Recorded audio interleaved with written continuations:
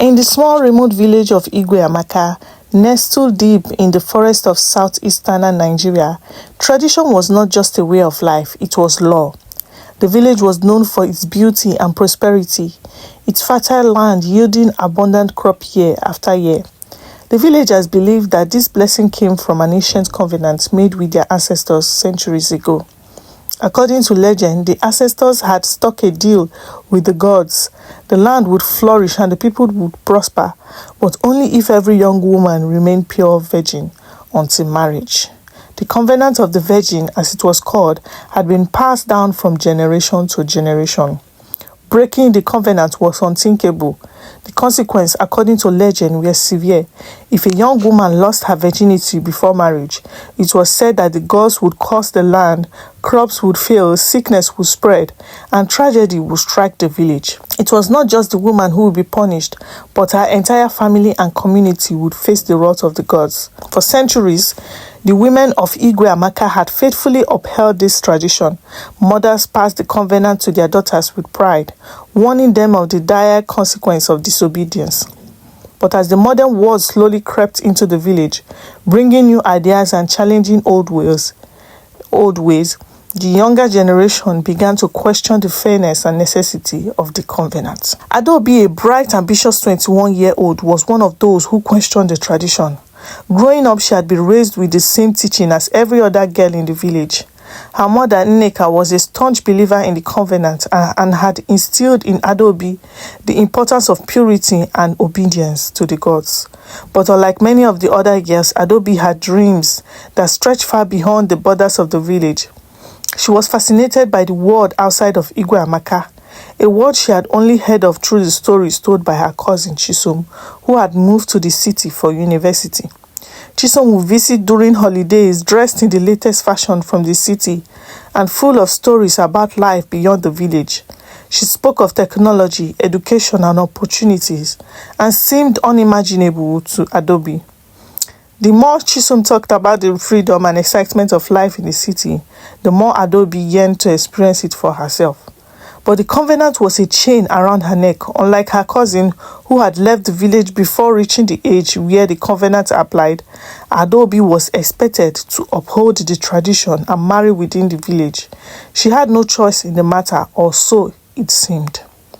One evening, as the women of the village gathered in the central square for the festival of the ancestors, Adaobi found herself deep in thought. She watched the other girls, all of them around her age, singing and dancing. Their joy genuine but tied to a tradition they had never questioned. Adaobi's heart ached with longing for a different kind of life. Her best friend Obi noticed her distant expression. "What's wrong, Adaobi? You look like you are 1,000 miles away." Obi said with a playful smile, I just wonder why we are expected to live by rules that were made long before we were born," Adaobi replied, her voice barely above a whisper. "Don't you ever wonder what it would be like to live in a city, to study, to work, to make your own choices?" Obi's eyes widened. "You know we can't talk like that. The covenant is sacred. It's been the way of our people for centuries. You don't want the gods to hear you, do you?" Adaobi sighed, brushing off her friend's concern. "I'm not saying I want to break the covenant. I'm just curious. What if we could have a life outside the village and still be true to ourselves?" Obi shook her head. "It's dangerous to think that way. My mother says those who question the covenant bring misfortune." Adaobi nodded but didn't respond.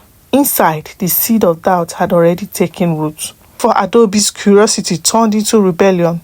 Though she didn't plan it that way, it began innocently enough. She had met Emeka, a young man from a neighboring village, at one of the harvest festival. Emeka was different from the men in her village. He had also spent time in the city working and learning about life outside of the street tradition of rural life. The two started meeting in secret, away from the watchful eyes of the elders and their family. At first, it was just to talk about life, about the future, about the world they both wanted to explore. But over time, their relationship deepened and their bond grew stronger. Emeka was kind, understanding, and he listened to Adaobi in a way no one else had. One evening, as they sat under the stars by the river bank, Emeka turned to Adaobi. "Why do you stay here, Adaobi? You're not like the others. You are meant for more than this. I don't know, Adaobi admitted, her voice filled with uncertainty. I feel like I owe it to my family, to the village, but sometimes I wonder if there's another path for me. Emeka reached out and took her hand. There is.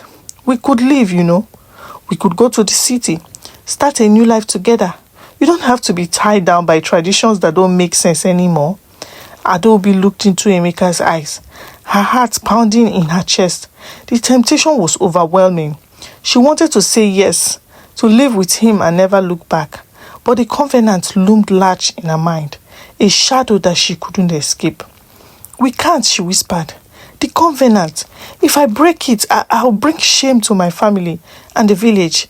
They say the gods will curse us. Emeka's expression softened. Do you really believe that? Do you really think the gods will punish you for choosing your own path? Adaobi hesitated.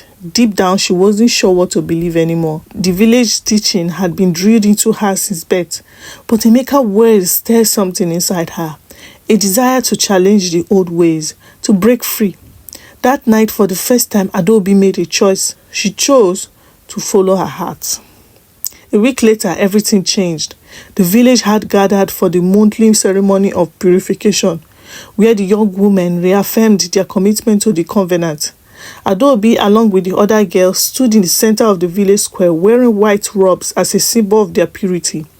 The elders, led by Chief Obioma, chanted prayers to the gods, asking for protection and prosperity. But as the ceremony went on, Adaobi felt a growing sense of dread.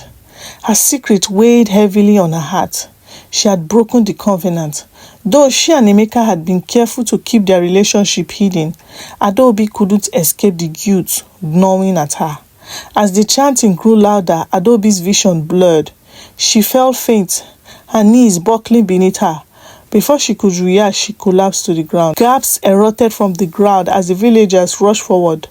Nneka, Adaobi's mother, knelt beside her, shaking her daughter in a panic.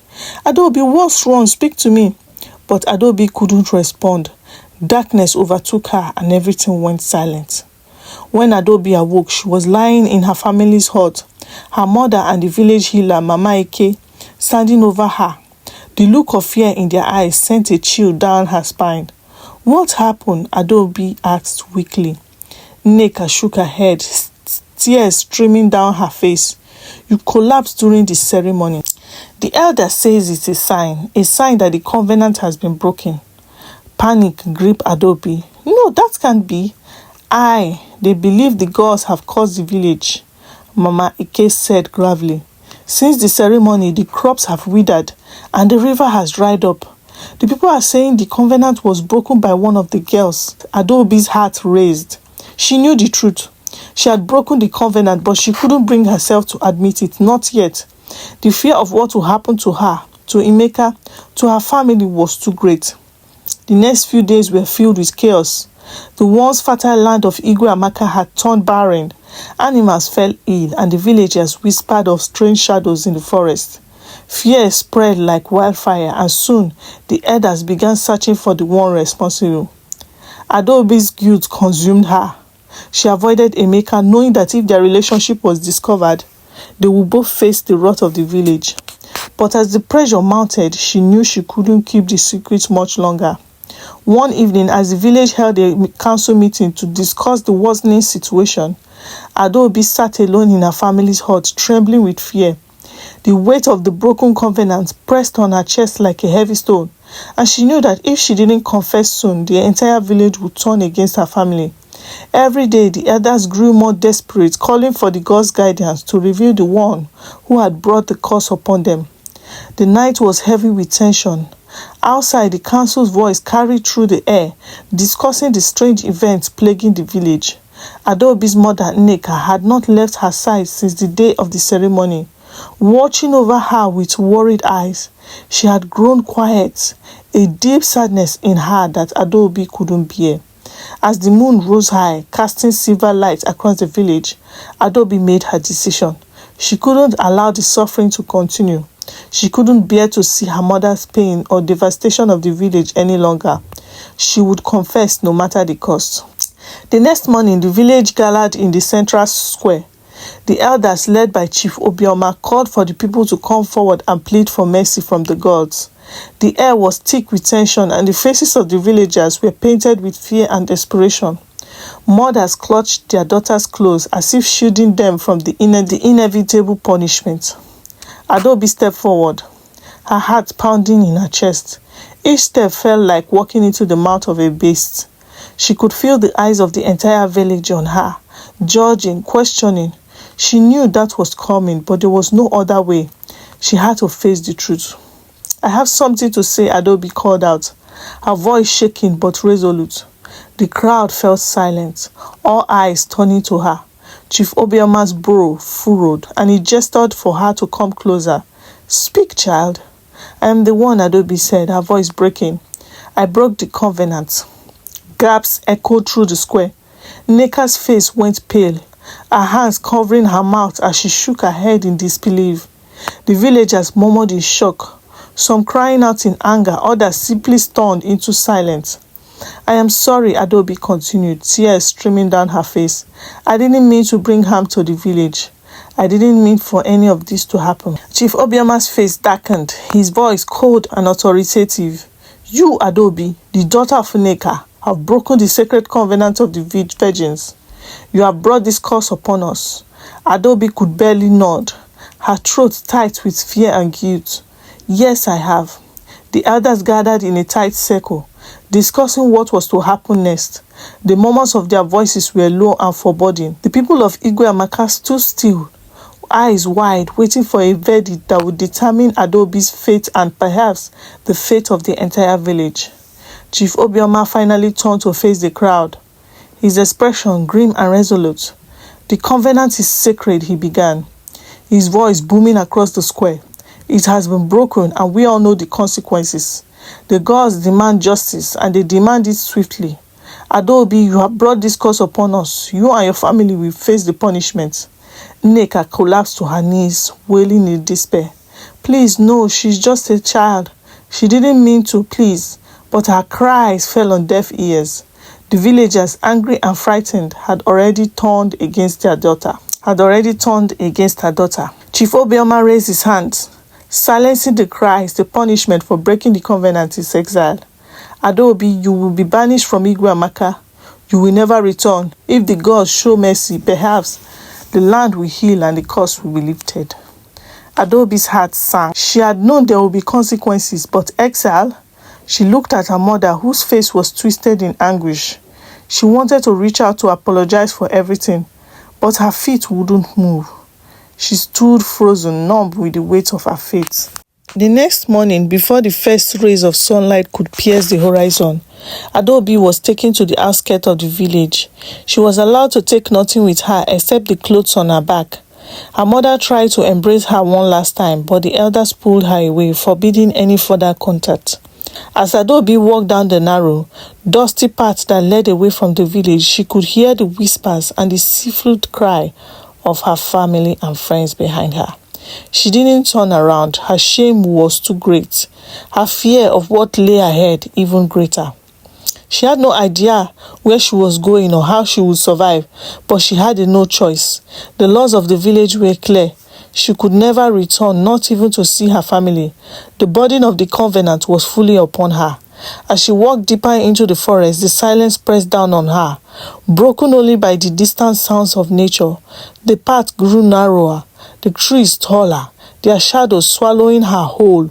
She felt completely alone. After what felt like hours, Adaobi collapsed by a stream, her body weak and tired.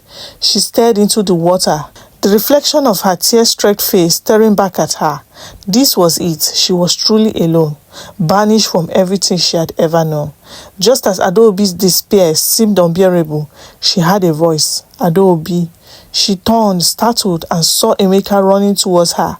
His face was full of concern, and for a moment Adaobi felt a flicker of hope. She had thought she would never see him again, and he wouldn't have known what had happened, but there he was, coming to her aid. "You came," Adaobi stammered, her voice weak. Emeka knelt beside her, taking her hands in his. "Of course I came. I heard what happened. I won't let you face this alone." Adaobi's tears flowed freely now, not just from sorrow but from relief. Emeka's presence brought her a small measure of comfort. But what can we do? I have been banished. There is no going back. Emeka shook his head. There is always a way. We will find a place in the city. I have friends there, people who can help us. We will build a new life together. For a moment, Adaobi dared to hope. The city had always been her dream. And now, with Emeka by her side, maybe that dream could still come true. But doubts gnawed at her. The gods, the curse. What if leaving the village wasn't enough? What if they were still punished? I am scared, Emeka, she whispered. What if we are cursed forever? Emeka's grip tightened around her hands. We make our own fate, Adaobi. The gods don't control us, we control ourselves. With Emeka's support, Adaobi mustered the courage to keep moving forward. Together they left the forest and journeyed towards the city. The place that had once seemed so far away but now represented their only chance at a new beginning. When they finally arrived, the city was overwhelming. The noise, the people, the lights, it was everything Adaobi had imagined and more. Emeka introduced her to his friends, and though the road ahead would be difficult, they began to carve out a life together. Emeka found work and Adaobi enrolled in school, pursuing the education she had always dreamed of. But even as she embraced her new life, the shadow of the covenant still loomed over her. The guilt of leaving her family behind, the fear that the gods' curse would follow her. It was a burden she carried every day. She wondered if Igwe-Amaka had recovered, if the crops had returned, if the village had forgiven her. Months passed, and though Adaobi found peace in the city, she couldn't shake the feeling that she needed to know what had happened to her village. The fear of the curse and the guilt of her betrayal still haunted her. Emeka tried to reassure her, telling her that they had moved on and they were building a new life for themselves. But Adaobi's heart was still tied to Igwe-Amaka and to her family. One evening, after a particularly long day of work, Adaobi sat on the small balcony of their apartment, watching the city lights twinkle below. She turned to Emeka, who had been quietly observing her for the past few minutes. "I need to go back," Adaobi finally said, her voice trembling with resolve. Emeka's face darkened with concern. "Go back? Adaobi, you know you've been banished. What good could come out from returning?" "I just need to know," she said, her eyes pleading with him to understand. "I need to see if my family is okay, if the village has recovered. I can't live like this, always wondering." Emeka sighed deeply, knowing he couldn't talk her out of it. He knew how much Igwe-Amaka meant to her, despite everything. "If you are sure, then I will go with you." Adaobi gave him a grateful smile. "Thank you." The journey back to Igwe-Amaka was difficult, and Adaobi's heart raced with every step they took closer to the village. The last time she had walked this path, she had been filled with despair, but this time there was a flicker of hope that the village had recovered, that the curse had lifted, and that the family was safe. As they neared the village, Adaobi's chest tightened with a mixture of fear and anticipation. What if they had not forgiven her? What if the curse had not been lifted?